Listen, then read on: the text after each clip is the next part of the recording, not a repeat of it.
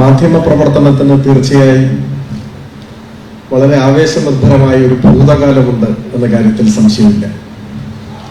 ലോകത്തിലെവിടെയും അടിച്ചമർത്തപ്പെട്ട മനുഷ്യന്റെ നാവായി പ്രവർത്തിച്ച ഒരു അനുഭവ പരിസരം മാധ്യമ പ്രവർത്തനത്തിനുണ്ട്.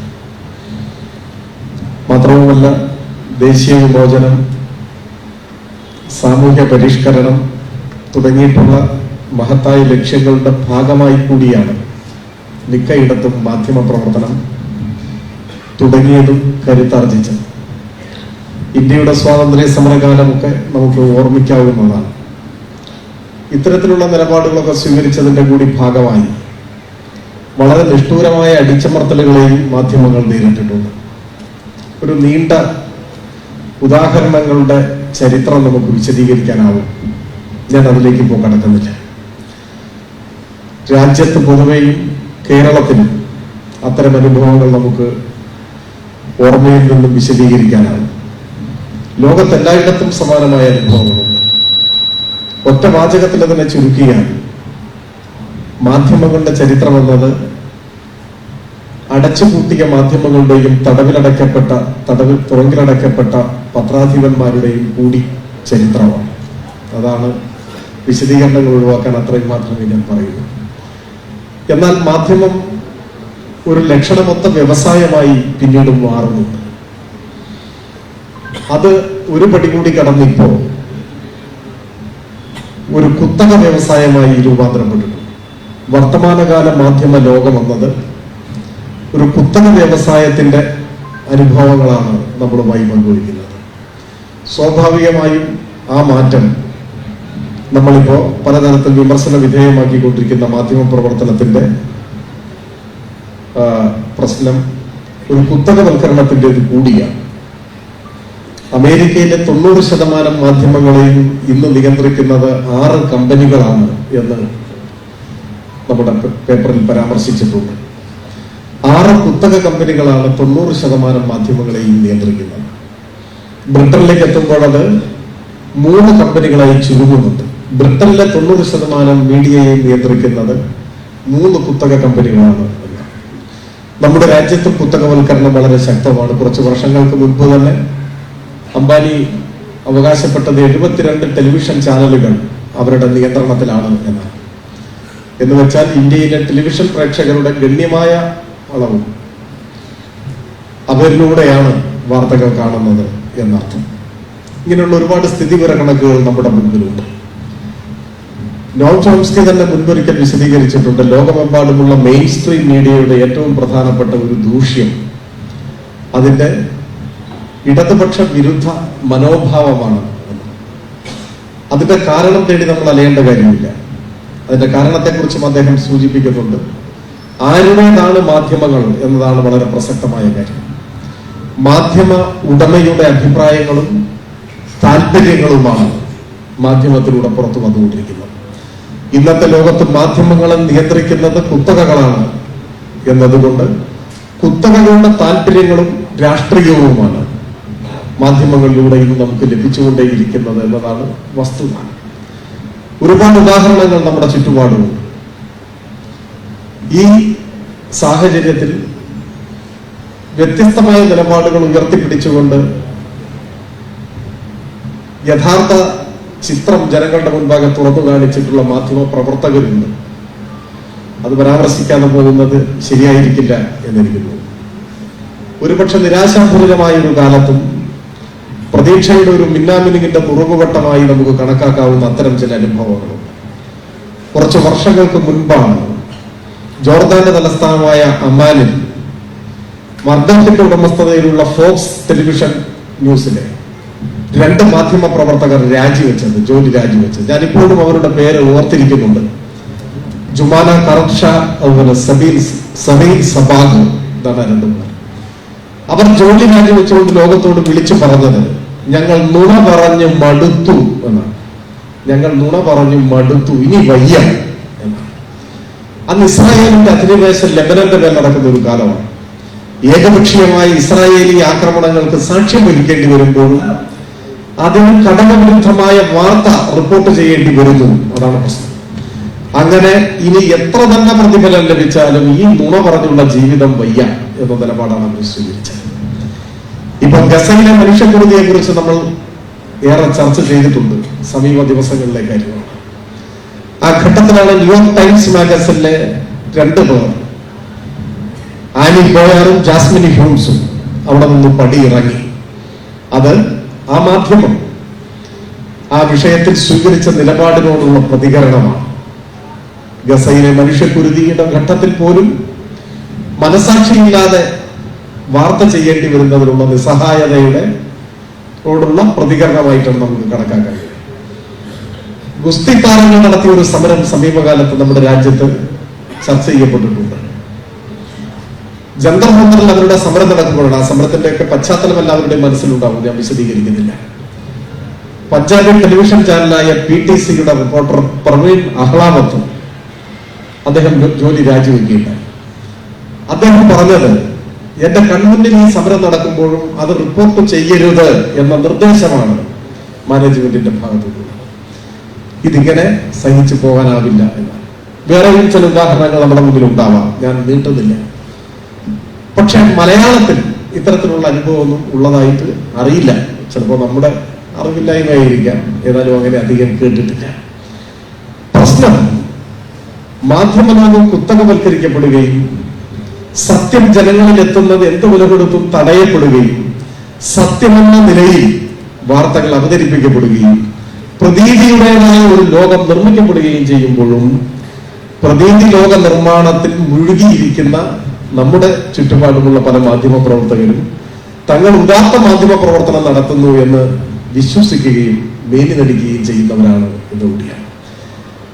കുറച്ചു നാൾ മുൻപാണ് മലയാളത്തിലെ ഒരു ടെലിവിഷൻ ചാനൽ സർക്കാരിനെതിരായിട്ടുള്ള അവരുടെ പ്രവർത്തനത്തിന്റെ കൂടി ഭാഗമായി ഒരു ദിവസം ചർച്ച ചെയ്യാനെടുത്ത വിഷയത്തിന്റെ തലക്കെട്ട് ഞങ്ങൾ മിണ്ടും എന്നായി. ഞങ്ങൾ മിണ്ടും. മറ്റൊരു പ്രമുഖ ചാനലും ഏറെക്കുറെ ആ തലക്കെട്ട് തന്നെ എടുത്തെന്ന് ചർച്ച ചെയ്യും. പ്രശ്നം ഒരു പരാതിയിന്മേൽ FIR ഇട്ടതാണ്. മാധ്യമപ്രവർത്തകർക്ക് എതിരെ ഒരാൾ ഒരു പരാതി കൊടുത്താൽ FIR ഇടുക എന്നത് സാധാരണ നടപടിക്രമമാണ്. പരാതി കഴമ്പില്ലാത്തതാണെങ്കിൽ അന്വേഷണം നടത്തിയിട്ട് തള്ളിക്കളയും. അത് നിലവിൽ നിൽക്കുന്ന ഒരു നിയമമാണ്. കഴമ്പുള്ളതാണ്, തെളിവുള്ളതാണെങ്കിൽ കേസ് എടുക്കുകയും ചെയ്യും, അത്രയേ ഉള്ളൂ, അതിനപ്പുറത്തില്ല. പക്ഷെ ആ ഘട്ടത്തിലാണ് ഇത് ഞങ്ങളെ നിശബ്ദരാക്കാൻ നോക്കുകയാണ്, വായ മൂടിക്കെട്ടാൻ നോക്കുകയാണ്. പക്ഷേ ഞങ്ങൾ അതൊന്നും വഴങ്ങില്ല, ഞങ്ങൾ മിണ്ടും എന്നതായി. അതൊരു നല്ല കാര്യമാണ്. പക്ഷെ പ്രശ്നം ഒരു ചാനലിനൊന്നും പറയണ്ട, മലയാള മനോരമ ചാനലാണ് ആദ്യമായിട്ട് അത്ര ശക്തമായിട്ട് തുടങ്ങി വെച്ചത്. അതിലെ ഒരു കൗതുകരമായ വസ്തുത, ലോയ ദുരൂഹ സാഹചര്യത്തിൽ ജസ്റ്റിസ് ലോയാണ് മരിച്ച അനുഭവം നമ്മുടെ മുന്നിലുണ്ട്. ലോയയുടെ കൊലപാതകം എന്നൊക്കെ ആളുകൾ വിശേഷിപ്പിക്കുന്നുണ്ട്. എന്തോ ആവട്ടെ, അത് സംബന്ധിച്ച അന്വേഷണാത്മകമായ ഒരു റിപ്പോർട്ട് പ്രസിദ്ധീകരിക്കുകയുണ്ടായി കാരവൻ. ആ റിപ്പോർട്ട് തയ്യാറാക്കിയ ലേഖകന്റെ പേര് നിരഞ്ജൻ ഠാക്കലെയാണ്. നമ്മുടെ രാജ്യത്ത് ശ്രദ്ധിക്കപ്പെട്ട റിപ്പോർട്ട്. അതിന്റെ പേരിൽ ഒരുപാട് പ്രതികാര നടപടികൾ ആ സ്ഥാപനം ഏറ്റുവാങ്ങുകയും ചെയ്യേണ്ടി വന്നു. പ്രശ്നം നിരഞ്ജൻ ഠാക്കലെ യഥാർത്ഥത്തിൽ അദ്ദേഹം ജോലി ചെയ്തിരുന്നത് ദ വീക്കിലാണ്, മലയാള മനോരമയുടെ ഉടമസ്ഥതയിലുള്ള സ്ഥാപനത്തിലാണ് അദ്ദേഹം ജോലി ചെയ്തത്. ആ സ്ഥാപനത്തിന് വേണ്ടിയാണ് അദ്ദേഹം ഈ റിപ്പോർട്ട് തയ്യാറാക്കിയത്. പക്ഷെ ആ സ്ഥാപനത്തിലൂടെ അല്ലെങ്കിൽ ദ വീക്കിലൂടെ അത് വെളിച്ചം കാണാനുള്ള ഭാഗ്യം ഉണ്ടായില്ല. ഞങ്ങൾ മിണ്ടും എന്ന് പറയുന്നത് കേരളത്തിലാണ്.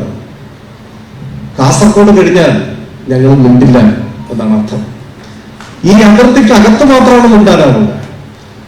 അദ്ദേഹം പലതവണ മാനേജ്മെന്റുമായി ബന്ധപ്പെട്ടിട്ടും തന്റെ പുറംലോകം കാണേണ്ട ഈ അന്വേഷണാത്മക റിപ്പോർട്ട് പുറത്തു വരില്ല എന്ന് ഉറപ്പായപ്പോഴാണ് അദ്ദേഹത്തിന് മറ്റൊരു സ്ഥാപനത്തെ ആശ്രയിക്കേണ്ടി വന്നു. അതിലൂടെ പുറത്തു വന്നു. അപ്പോ എവിടെ മിണ്ടണം എന്നും എവിടെ മിണ്ടരുത് എന്നുമുള്ള വിവേചന ബുദ്ധി കൂടി മലയാള മാധ്യമങ്ങൾക്കുണ്ട്, മാധ്യമ പ്രവർത്തകർക്കുണ്ട്, മാധ്യമ സ്ഥാപനങ്ങൾക്കുണ്ട് എന്നതിന്റെ തെളിവാണ്. ഓച്ചാനിച്ച് നിൽക്കേണ്ടിടത്ത് ഓച്ചാനിച്ച് നിൽക്കാനും മൗനം പാലിക്കേണ്ടിടത്ത് മൗനം പാലിക്കാനും ശക്തിയായി ആക്രമണം നടത്തേണ്ടിടത്ത് അത് നടത്താനും ഇവരെ ആരും പഠിപ്പിക്കേണ്ട കാര്യമില്ല. കേരളത്തിൽ ഏത് അടിസ്ഥാനരഹിതമായ പ്രചാരവേലയ്ക്ക് നേതൃത്വം കൊടുത്താലും മാധ്യമങ്ങൾക്ക് നേരിടേണ്ടി വരിക ഏറി വന്നാൽ ചില വിമർശനങ്ങളാണ്. നമ്മളെ പോലെ ആരെങ്കിലുമൊക്കെ ചിലപ്പോൾ മൈക്കിലൂടെ പ്രസംഗിക്കുകയോ മറ്റൊക്കെ ചെയ്യുമ്പോൾ കുറ്റപ്പെടുത്തുക, അത്രയേ ഉള്ളൂ. എന്നാൽ മറ്റെവിടെയും അതല്ല അനുഭവം എന്നറിയാം. മുൻപ് UDF ഗവൺമെന്റ് അധികാരത്തിലിരിക്കുന്ന സമയത്ത് ഒരു പ്രത്യേക സന്ദർഭത്തിൽ മാധ്യമങ്ങൾ ശക്തമായ ഒരു നിലപാട് സ്വീകരിച്ചു. കേരളത്തിൽ പറയുമ്പോൾ അതും പറയണമല്ലോ, സ്വീകരിച്ചു. പക്ഷെ അനുഭവം എന്തായിരുന്നു? കോഴിക്കോട് വിമാനത്താവളത്തിന്റെ മുന്നിൽ ദയാരഹിതമായി ആക്രമിക്കപ്പെട്ടു വനിതാ മാധ്യമ പ്രവർത്തകർ ഉൾപ്പെടെയുള്ളവർ. നല്ല പോലെ മർദ്ദനമേറ്റു, ചിലർ ആശുപത്രിയിലായി.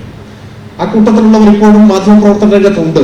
അപ്പൊ സ്വാനുഭവങ്ങളിൽ നിന്ന് തന്നെ അവർക്കറിയാം എന്താണ് മിണ്ടിയാലുള്ള അനുഭവം, എവിടെ മിണ്ടിയാലാണ് സുരക്ഷിതം. അതാണ് വസ്തുത. നമ്മുടെ രാജ്യത്ത് മതനിരപേക്ഷ അടിത്തറ തകർക്കപ്പെടുമ്പോൾ ഇന്ത്യ ഒരു മതരാഷ്ട്രമായി മാറും എന്ന ഭീതി ബലവത്തായി വരുന്ന സമയത്ത് കുറ്റകരമായ മൗനം പാലിക്കുകയും കേരളത്തിലെ സർക്കാരിനെതിരെ നിരന്തരം ആക്രമണം നടത്തുകയും ചെയ്യുക. കേരളത്തിൽ LDF സർക്കാർ അല്ലെങ്കിൽ LDFനെ ആക്രമിക്കാൻ വേണ്ടിയിട്ട് ഏതെങ്കിലും ഒരു കോർപ്പറേഷന്റെ പ്രവർത്തന വൈകല്യത്തെ കുറിച്ചോ ഗ്രാമപഞ്ചായത്തിലെ പ്രവർത്തന പോരായ്മയെ കുറിച്ചോ ഒക്കെ എഴുതാനും ഒരു മടിയും ഉണ്ടാവില്ല എന്ന് തന്നെ ന്യായമായും ബലമായും നമുക്ക് ഊഹിക്കാൻ പറ്റും. ഇപ്പൊ പാർലമെന്റ് മന്ദിരത്തെ കുറിച്ച് ഇവിടെ ഉദ്ഘാടകൻ സൂചിപ്പിക്കുകയുണ്ടായി. പാർലമെന്റ് മന്ദിരത്തിന്റെ ഉദ്ഘാടന ദിവസം മതനിരപേക്ഷ ഇന്ത്യയുടെ ചരിത്രത്തിലെ ഏറ്റവും ലജ്ജാകരമായ ദൃശ്യങ്ങളാണ് അവിടെ കണ്ടതെന്ന കാര്യത്തിൽ ആർക്കും സംശയം ഉണ്ടാവില്ല. മതനിരപേക്ഷ രാഷ്ട്രം, ആ രാഷ്ട്രത്തിന്റെ പാർലമെന്റ് ഔപചാരികമായി ഉദ്ഘാടനം ചെയ്യപ്പെടുന്നത് എങ്ങനെയായിരിക്കണമെന്ന് ഇന്ത്യ ലോകത്തിന് കാണിച്ചു കൊടുത്തത് എങ്ങനെയാണ്? ഞാനൊന്നും വിശദീകരിക്കുന്നില്ല. പക്ഷെ പിറ്റേ ദിവസം മലയാള മനോരമ പത്രത്തിന്റെ തലക്കെട്ട് സമർപ്പണം എന്നായി. ഭയഭക്തി ആദരപൂർവം സമർപ്പണം. വിമർശനത്തിന്റെ ഒരു ദുർബലമായ വാക്കുപോലും എഴുതാൻ സാധിക്കാതെ മാതൃഭൂമി എഴുതി പുതിയ ഇന്ത്യ. ഏതർത്ഥത്തിലാണെന്ന് എനിക്കറിയില്ല, രാജീവ് വിശദീകരിച്ചാൽ നമുക്ക് മനസ്സിലാവും. പുതിയ ഇന്ത്യ എന്നാണ്. അതിന് പത്രത്തിലുണ്ട്, ചാനലും കൊടുത്തുണ്ടോ? അല്ല, ഓക്കെ, അദ്ദേഹം ശരി. ചാനലുകളും വ്യത്യസ്തമായിരുന്നില്ല, എല്ലാ ചാനലുകളും വ്യത്യസ്തമായിരുന്നു. ദേശാഭിമാനി എന്ന് പറയുന്ന തലക്കെട്ട് ഇതല്ല ഇന്ത്യ എന്നായി. എനിക്ക് തോന്നുന്നു അന്ന് ഏറ്റവും ആകർഷകമായ തലക്കെട്ട്, ആകർഷകമല്ല, ഏറ്റവും ഉചിതമായ തലക്കെട്ട് കൊടുത്തത് ടെലഗ്രാഫാണ്. 2023 BC എന്നായിരുന്നു അവരുടെ തലക്കെട്ട്. പക്ഷെ പിറ്റേ ദിവസം എഡിറ്ററെ കസേരയിൽ ഉണ്ടായിട്ടില്ല. നമ്മുടെ ബഹുമാന്യനായ R. രാജഗോപാലായിരുന്നല്ലോ എഡിറ്റർ. പിന്നീട് അദ്ദേഹത്തിന് സ്ഥാനചലനം സംഭവിച്ചു.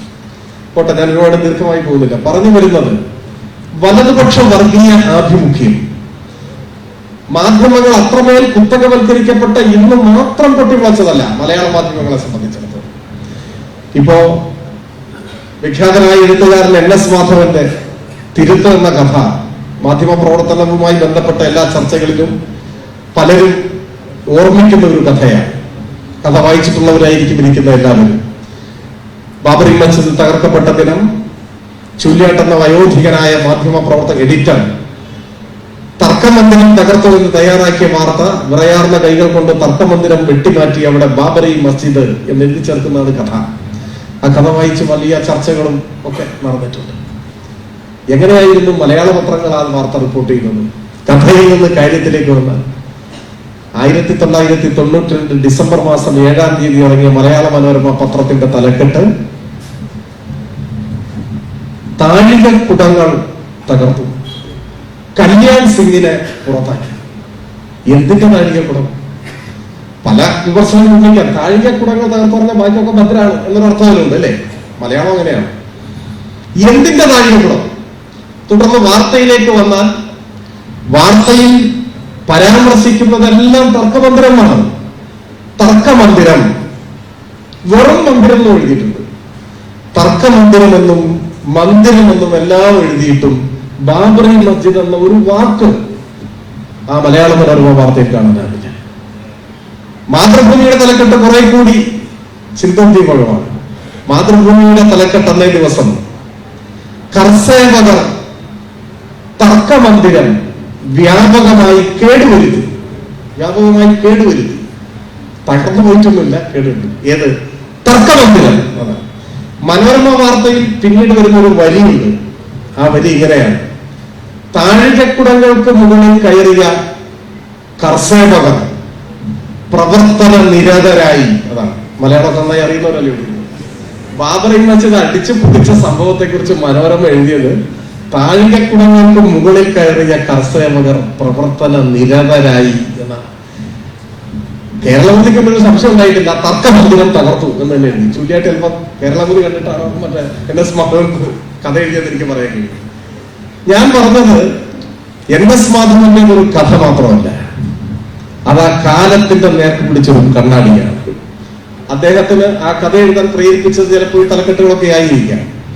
ഈ ഒരു വിധേയത്വം വലതുപക്ഷാശയങ്ങളോട്, വർഗീയതയോട് പുലർത്തിയ ഈ ഒരു സമീപനം പുതിയ കാലത്ത് കൂടുതൽ പ്രകടമായി വരും എന്നതിന് സംശയമൊന്നുമില്ല. ഇപ്പോൾ ഞാൻ ഏതാണ്ട് അവസാനിപ്പിക്കണമെന്ന് ഞാൻ ഉദ്ദേശിച്ച സമയമായിട്ടുണ്ട്. ഞാൻ അതുകൊണ്ട് ചുരുക്കുകയാണ്. പറഞ്ഞു വരുന്നത്, മാധ്യമരംഗം വൻതോതിൽ കുത്തകവൽക്കരിക്കപ്പെടുകയും കുത്തക മാനേജ്മെന്റിന്റെ, കുത്തക കോർപ്പറേറ്റ് ഹൗസുകളുടെ താല്പര്യങ്ങൾ വാർത്തകളായി രൂപമെടുത്തു വരികയും ചെയ്യുന്ന ഒരു കാലത്ത് മാധ്യമ സാക്ഷരത വളരെ പ്രധാനപ്പെട്ട ഒന്നാണ്. വാർത്തയെ എങ്ങനെയാണ് ഒരു വായനക്കാരൻ, ഒരു പ്രേക്ഷകൻ സമീപിക്കേണ്ടത്, അതിന് ഒരു സാക്ഷരത ആവശ്യമാണ്. മാധ്യമങ്ങളെ സമീപിക്കേണ്ടത് സംബന്ധിച്ച് ജനങ്ങൾക്കിടയിൽ ഉണ്ടാവേണ്ട ഒരു ജനകീയ മാധ്യമ സാക്ഷരത അനിവാര്യമായിട്ടുള്ളതാണ്. ബദൽ മാധ്യമങ്ങൾ പ്രോത്സാഹനം അർഹിക്കുന്നുണ്ട്. വളരെ ചെറുതെങ്കിലും പ്രതീക്ഷ ഉണർത്തുന്ന ശബ്ദങ്ങളുണ്ട്. അത് പ്രോത്സാഹിപ്പിക്കപ്പെടേണ്ടതാണ്. അതോടൊപ്പം ബഹുജനങ്ങളുടെ പങ്കാളിത്തമുള്ള ഒരു മോണിറ്ററിംഗ് സംവിധാനം നമ്മുടെ കാലഘട്ടത്തിലെ മാധ്യമ പ്രവർത്തനം ആവശ്യപ്പെടുന്നുമുണ്ട്. മാധ്യമ പ്രവർത്തനത്തെ മറ്റെന്തോ ആക്കി മാധ്യമങ്ങൾ തന്നെ മാറ്റിയ ഒരു കാലത്താണ് നമ്മൾ ജീവിക്കുന്നത് എന്ന് കണ്ടോളൂ. പ്രത്യേകിച്ച് ഇക്കാര്യത്തിൽ ദൃശ്യമാധ്യമങ്ങൾ. രണ്ട് സംഭവങ്ങൾ കൂടി പറഞ്ഞ് 1 മിനിറ്റ് കൂടി ഞാൻ അവസാനിപ്പിക്കാം. ഇപ്പൊ കുറച്ച് വർഷങ്ങൾക്ക് മുൻപ് ഏറ്റവും മികച്ച ചലച്ചിത്ര താരത്തിനുള്ള അവാർഡ് നേടിയ ഒരു മലയാളി അഭിനേത്രിയായിരുന്നു അപർണ ബാലമുരളി. അവര് പിന്നീട് അവാർഡ് ലഭിച്ചതിന് ശേഷം മാധ്യമങ്ങളെ കണ്ടപ്പോഴുള്ള അനുഭവത്തെ കുറിച്ച് വിമർശനപരമായിട്ട് അവർ ഒരു അഭിപ്രായ പ്രകടനം പരസ്യമായി നടത്തുകയുണ്ടായി. അതിങ്ങനെയായിരുന്നു: അവാർഡ് വാങ്ങി തിരിച്ച് കേരളത്തിൽ വന്നപ്പോൾ മാധ്യമപ്രവർത്തകർ ആകെ വളഞ്ഞു. മാധ്യമപ്രവർത്തകർ ഇപ്പൊ വളയുകയാണ് ചെയ്യുക, അതാണ് ഒരു രീതി. പക്ഷേ അവര് അവാർഡിനെ കുറിച്ചോ അവാർഡിന് അർഹത നേടിയ കഥാപാത്രത്തെ കുറിച്ചോ അത് അവതരിപ്പിക്കുമ്പോഴുള്ള വെല്ലുവിളിയെ കുറിച്ചോ ഇന്ത്യയിലെ ചലച്ചിത്ര രംഗത്തെ കുറിച്ചോ ഒന്നും ചോദിച്ചില്ല. ഇത്തരം കാര്യങ്ങളെ കുറിച്ച് ഒന്നും ചോദിച്ചില്ല. വളരെ നിരാശയോടുകൂടി ആ കലാകാരി പറഞ്ഞത്, ഈ വളഞ്ഞ മാധ്യമ പ്രവർത്തകർ ചോദിച്ചത്, നിങ്ങൾക്ക് 27 വയസ്സായില്ലേ, എപ്പോഴാണ് കല്യാണം കഴിക്കുന്നത്, നിങ്ങൾക്ക് പ്രേമമുണ്ടോ, നിങ്ങൾക്കൊരു ക്രഷ് പോലും ഇല്ലേ, ഇതൊക്കെയാണ് ചോദിച്ചത്. ഇതാണ് സമകാലിക മലയാള മാധ്യമ പ്രവർത്തനത്തിന്റെ ഒരു മുഖം. അതിൽ നിന്ന് അധികം വ്യത്യസ്തമാത്ത മറ്റൊരു മുഖമാണ് ഒരു ഡോക്ടറെ ചികിത്സയിലിരിക്കെ കുട്ടി മരിച്ച ഒരു ആൾ, മരിച്ച കുട്ടിയുടെ രക്ഷിതാവ് വെട്ടി പരിക്കേൽപ്പിച്ചു, കൊല്ലാൻ ശ്രമിച്ചു. കുറച്ചു നാൾ മുമ്പുണ്ടായ ഒരു സംഭവമാണ്. അപ്പൊ ചികിത്സയിൽ പിഴവ് ആരോപിച്ചിട്ടാണിത്. പക്ഷെ ആ ചികിത്സയിലെ പിഴവല്ല മരണകാരണം എന്നാണ് പിന്നീട് മനസ്സിലാവും. എന്തുമാവട്ടെ, കുട്ടി മരിച്ചപ്പോഴുള്ള മാനസികാവസ്ഥയിൽ ഒരു പിതാവ് ഇങ്ങനെ ഒരു അക്രമം കാണിച്ചു. അതിനെ നമുക്ക് ആ തലത്തിലൊക്കെ കാണാം. അത് നിയമപരമായിട്ടുള്ള കാര്യമാണ്. കേസ് അതിന്റെ വഴിക്ക് പോട്ടെ. പോലീസ് അദ്ദേഹത്തെ പിടികൂടി അറസ്റ്റ് ചെയ്തു. ജീപ്പിൽ കയറ്റാൻ നേരത്ത് അവിടെയും വളഞ്ഞ മാധ്യമ പ്രവർത്തകരിൽ ഒരാളുടെ ആദ്യത്തെ ചോദ്യം അഥവാ ഏക ചോദ്യം, ഈ വെട്ട് നിങ്ങൾ ആർക്ക് ഡെഡിക്കേറ്റ് ചെയ്യുന്നു എന്നാണ്. ഈ 2 ചോദ്യത്തിലുണ്ട് മലയാള മാധ്യമ പ്രവർത്തനം നേരിടുന്ന വർത്തമാനകാല പ്രതിസന്ധി എന്നാണ് എനിക്ക് തോന്നുന്നത്. ഇവിടെ നേരത്തെ ഉദ്ഘാടനം സംസാരിച്ചപ്പോൾ ആരോഗ്യരംഗത്തെ കാര്യങ്ങളെ കുറിച്ച് പറഞ്ഞു. അതിനെക്കുറിച്ച് കൂടി ഒരു കമന്റ്. ഇപ്പോ 44 പരാതി അങ്ങനെന്തോ കേട്ടിട്ട് ഞാൻ പറഞ്ഞു. വൻതോതിലുള്ള ഒരു ആഘോഷമാണ് പ്രത്യേകിച്ച് ദൃശ്യമാധ്യമങ്ങളുടെ നേതൃത്വത്തിൽ ഏതാണ്ട് ഒപ്പം അച്ചടി മാധ്യമങ്ങൾ നടത്തുന്നത്. എന്താണ് വസ്തുത, യാഥാർത്ഥ്യം? ഈ പ്രചരണം സൃഷ്ടിക്കുന്ന പ്രതീതി എന്താണ്? എന്താ പ്രതീതി? അസുഖം ബാധിച്ചാൽ ഒരാൾ സർക്കാർ ആശുപത്രിയിലേക്ക് പോയിക്കൂടാ, പോയാൽ അപകടമാണ്. നിങ്ങളെ വയറ്റിനുള്ളിൽ ചിലപ്പോ കത്രിക ഇട്ടിട്ട് തുന്നും, നിങ്ങളെ കാര്യം പോക്കാണ്. ഇതല്ലേ അതുകൊണ്ട് ഒരു പ്രേക്ഷകന്റെ മനസ്സിലുണ്ടാവുക. സത്യത്തിൽ എന്താണ് സംഭവിക്കുന്നത്? രണ്ട് വശമുണ്ട്. ഒന്ന്, ശ്രീ ജോൺ ബ്രിട്ടാസ് കൂടെ പറഞ്ഞു, ശിശുമരണ നിരക്കിന്റെ കാര്യം. അമേരിക്കയെ നമ്മൾ പിന്നിലാക്കി ശിശുമരണ നിരക്കിന്റെ കാര്യത്തിൽ. എത്ര ആഘോഷപൂർവ്വം ഏറ്റെടുക്കേണ്ട ഒരു കാര്യമാണത്. ഗ്ലോബൽ ഹങ്കർ ഇൻഡെക്സിൽ 102 സ്ഥാനത്ത് നിൽക്കുന്ന ഇന്ത്യ എന്ന ദരിദ്ര 3ാം ലോക രാജ്യത്തെ പട്ടിണി റിപ്പബ്ലിക്കിലെ കേരളം എന്ന ഒരു തുരുത്ത് ശിശുമരണ നിരക്കിൽ അമേരിക്കൻ ഐക്യനാടുകളെ പുറകിലാക്കി. അതാണ് സംഭവം. ഇതിനിടയിൽ കഴിഞ്ഞ 2-3 ആഴ്ച മുൻപ് പുറത്തു വന്നൊരു വാർത്ത ഇതാണ്. ഇന്ത്യയിൽ ആദ്യമായി ഒരു ജില്ലാ ആസ്പത്രിയിൽ, ഒരു ഡിസ്ട്രിക്ട് ഹോസ്പിറ്റലിൽ ഹൃദയം മാറ്റിവെക്കൽ ശസ്ത്രക്രിയ നടന്നു. എവിടെ? ആർക്കെങ്കിലും പറയാമോ? എവിടെ? എറണാകുളം ജില്ലാ ആശുപത്രിയിലാണ്. മെഡിക്കൽ കോളേജിൽ പോലും ഇന്ത്യയിലെല്ലാം നടക്കുന്നില്ല. ഇന്ത്യയിലെ ആരോഗ്യ വിദഗ്ധന്മാർ അത്ഭുതത്തോടുകൂടി നോക്കുകയാണ്. ഒരു ഡിസ്ട്രിക്ട് ഹോസ്പിറ്റലിൽ മനുഷ്യ ഹൃദയം മാറ്റിവെക്കുകയോ രാജ്യത്തെ ആദ്യത്തെ സംഭവമാണ്. എന്ത് പ്രാധാന്യമാണ് മാധ്യമങ്ങൾ നൽകി? ഇന്ത്യയിൽ ആദ്യമായി ഒരു മെഡിക്കൽ കോളേജിൽ ഒരേ ദിവസം ഒരേ സമയം ഹൃദയം, ശ്വാസകോശം, കിഡ്നി 3ഉം മാറ്റിവെക്കപ്പെട്ടു. മസ്തിഷ്കാഘാതം സംഭവിച്ച ഒരാളുടെ അന്ത്യാഭിലാഷ പ്രകാരം മാറ്റിവെക്കുകയാണ്. ഒരേ സമയമാണ്. അത് രാജ്യചരിത്രത്തിൽ ആദ്യമാണ്. ഡൽഹി എയിംസിൽ ഒന്നും ഉണ്ടായിട്ടില്ല. ഈ കഴിഞ്ഞ 4.5 കൊല്ലം 2021 മുതൽ ഇങ്ങോട്ടുള്ള കാലം 24.5 ലക്ഷം മലയാളിയാണ് 24.5 ലക്ഷം ചികിത്സ തേടി സർക്കാർ ആശുപത്രിയിലെത്തി. അവർ ചികിത്സ തേടി വീടുകളിലേക്ക് മടങ്ങി. ആ 24.5 ലക്ഷം മലയാളികളുടെ ചികിത്സയ്ക്ക് വേണ്ടി സർക്കാർ ഖജനാവിൽ നിന്ന് ചെലവഴിക്കപ്പെട്ട പണം 7,702 കോടി. ഇതൊരു സർവകാല റെക്കോർഡാണ്. അപ്പോഴാണ് പറയുന്നത് അതിൽ 44 പരാതി ഉണ്ട് എന്നാണ്.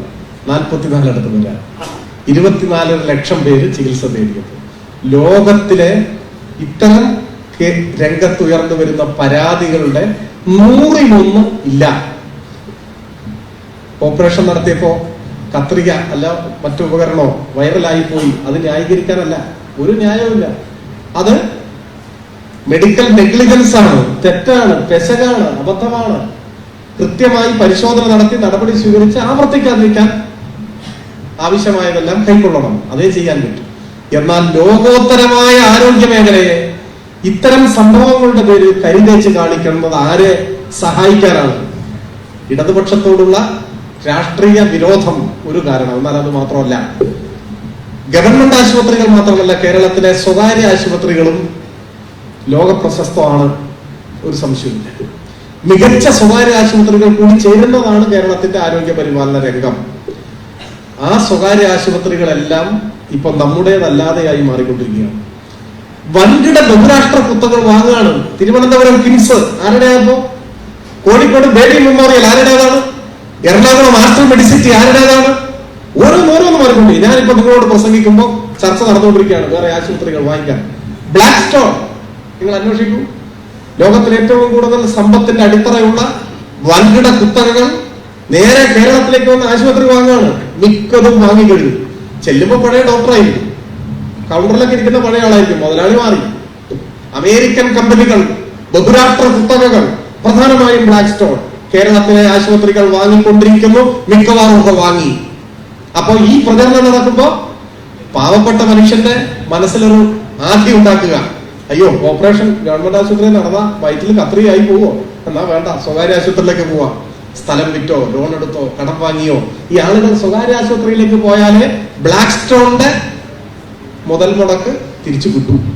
അപ്പോ സർക്കാർ ആശുപത്രികളെ ഇകഴ്ത്തി കാണിക്കുന്നതിന്റെ പിന്നിൽ ഈ ഒരു മുതലാളിത്ത താല്പര്യം കൂടി ഉണ്ടെന്നും രാഷ്ട്രീയ വിരോധവും ഈ താല്പര്യവും ഒത്തുചേരുമ്പോൾ ജനങ്ങൾക്ക് ലഭിക്കുക വാർത്തയല്ല, ഇത്തരത്തിലുള്ള ചില പ്രതീതികളാണ് എന്നും തിരിച്ചറിയാതെ പോകരുത് എന്നുകൂടി പരാമർശിച്ചുകൊണ്ട് ഞാൻ അവസാനിക്കും.